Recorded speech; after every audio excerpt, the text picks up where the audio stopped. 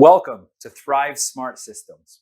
In this video, we're going to be covering how to install a Thrive transmitter and a Thrive receiver. So when you install the Thrive Evo, I like to start with the transmitter, which is going to be mounted here next to your controller, and then go ahead and do the field unit, the receiver out the box. To install the transmitter, you are going to need a few tools that don't come in the box. The first is a drill with a corresponding drill bit that will allow you to put in the wall anchor. Another important piece will be your Phillips screwdriver and your field wiring. I prefer the 7 different colors, 18 gauge, and this will act as our jumper between the controller and the transmitter. A couple other things that are nice to have. It's good to have a conduit so you can protect the wire. That's just a 1/2 inch, as well as a steel bit if you're going to be mounting this in a steel enclosure. We'll use the steel bit to get the antenna mounted properly. Last few things would be a voltage meter can come in handy, as well as a level, so you can make sure that it's mounted nicely. So let's get started.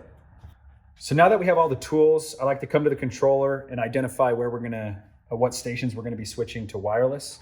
So today we're using the HPC Hunter. We're going to be working on stations 8 and 9. So we're going to be pulling wire from here as our jumpers, as well as a valve common down here. And then for our power, we're going to pull that from the clock as well with the 24 volt output. This is clearly labeled. If you have a controller where it's not clearly labeled, sometimes it can be nice to probe it with your voltage meter and just make sure that you're somewhere between the 24 and 30 volts.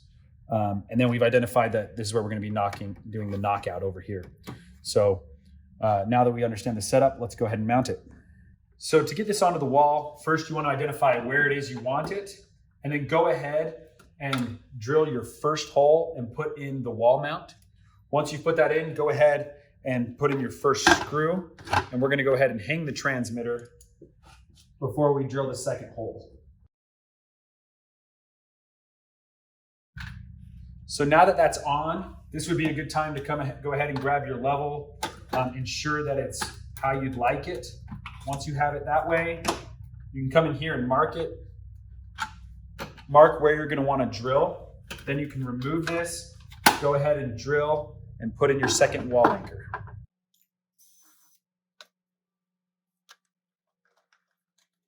Once you've done that, you go ahead and put in your last screw. So here's my field wire coming in, 18 gauge. I ensured that it was really long so we could go ahead and reach this power. Obviously we'll cut these back, but we're gonna be using red and black to transfer our power. That'll be over here. Before you do this, it's good to unplug the controller. So unplug the controller, then we'll go ahead and give ourselves 24 volts here. Now we'll trim these down. And we're going to be doing blue and white for station 8 and 9.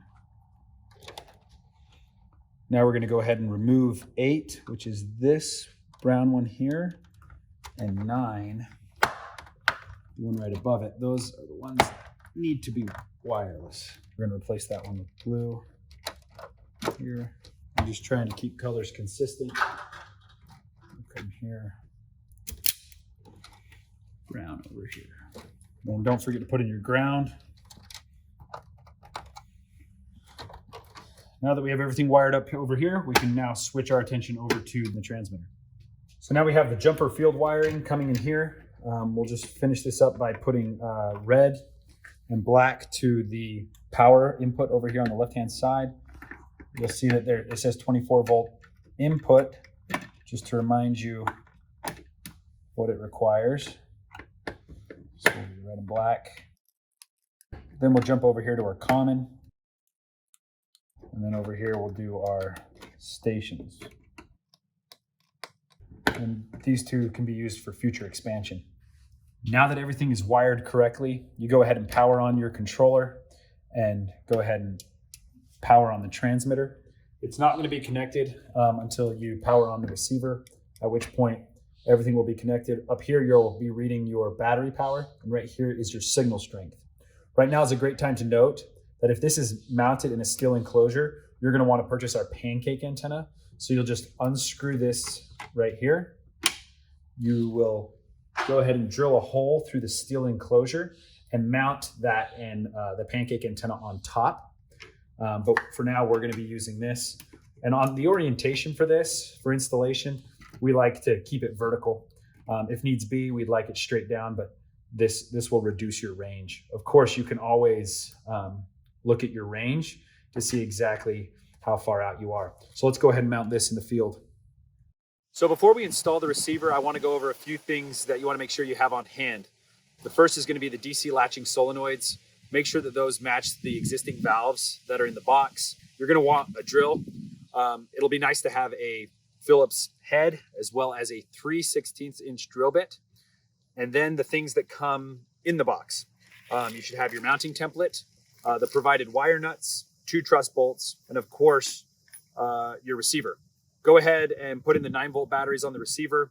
We recommend you use lithium like those that come in the box.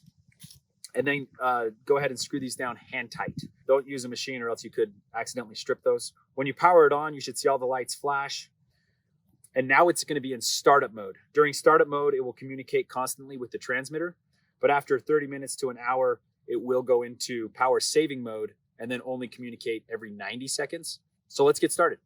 So before we drill anything, it's good to just make sure that we are connected to the transmitter by looking at this light. If it's flashing green, then we know that we have the correct distance.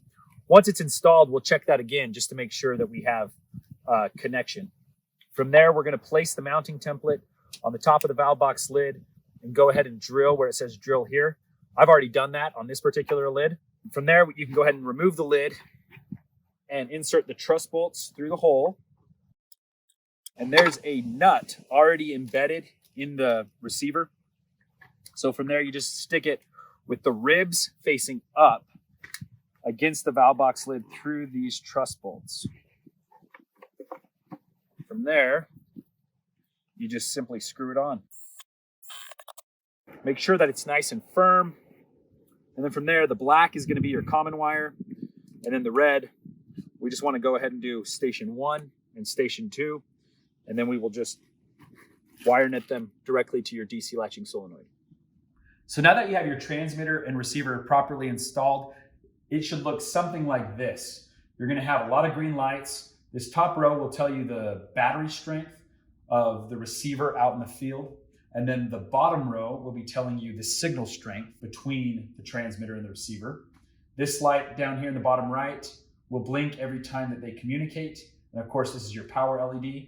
To make sure it's running correctly, let's turn on a station. When it turns on, it should blink.